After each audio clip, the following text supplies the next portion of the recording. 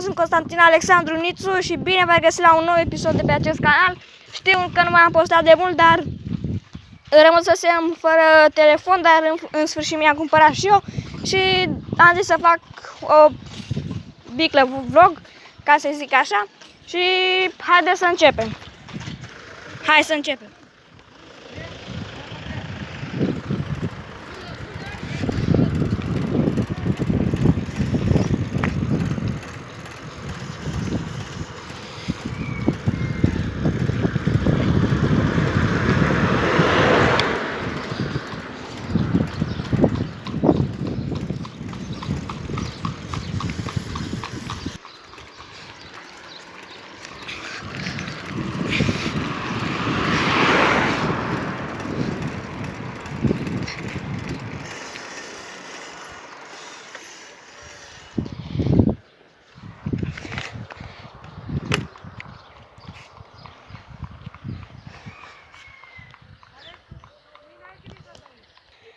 Asta este un mountain bike cu schimbătoare.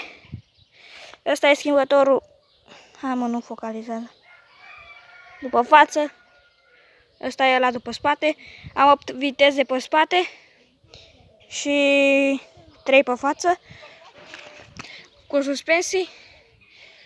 Apropo, frână pe discuri.